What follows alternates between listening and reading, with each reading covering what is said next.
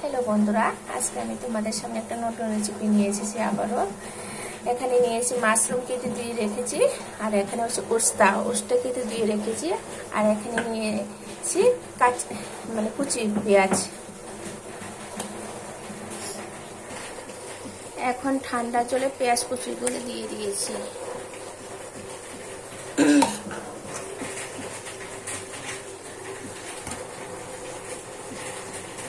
আর এখন ঠান্ডার জন্য মাশরুমও দিয়ে দিয়েছি। দেখো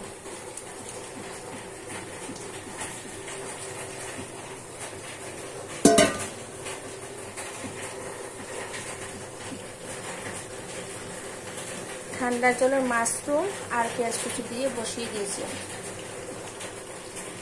মাশরুমগুলি মোটামুটি সেদ্ধ হয়েছে, তাই এখন কেটে রাখা ওস্তাগুলিকে এখানে অ্যাড করে দেবো দিয়েছি। কারণ মাশরুম সেদ্ধ হওয়ার পর ওস্তাগুলি দিতে হয়, না হলে ওস্তাগুলি বেশি সেদ্ধ হলে টেস্ট হতো না, তাই মাশরুমগুলোকে আগে সেদ্ধ করে নিতে হয়। এখন কেটে রাখা কাঁচা লঙ্কাগুলো দিয়ে দিয়েছি, হালকা নেড়ে ছেড়ে দেবো।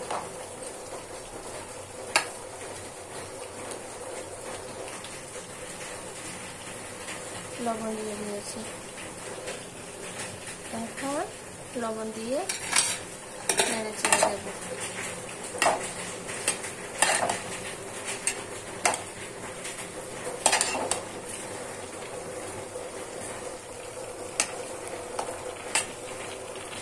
খুব সুন্দর করে সেদ্ধ হতে দেখো।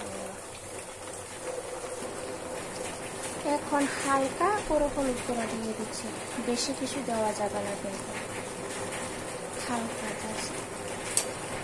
এখন হলুদ দেওয়ার পর নেড়ে করে দেব। দেখো বন্ধুরা কি সুন্দর করে। এখন কেটে রাখা সুরে শুটকি আর বাঁশপট্টি শুটকিগুলোকে দিয়ে দিয়েছি, দিয়ে আবারও নেড়ে দেব।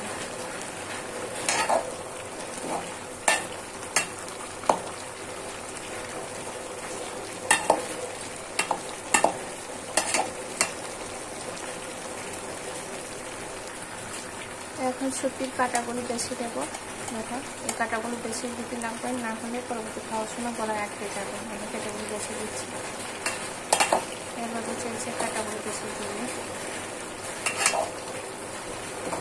খাওয়ার সময় কোনো প্রবলেম হবে না। দেখো আর একটা ছোট্ট একটা কাঁটা, আমি এগুলোকে বেশি দিচ্ছি।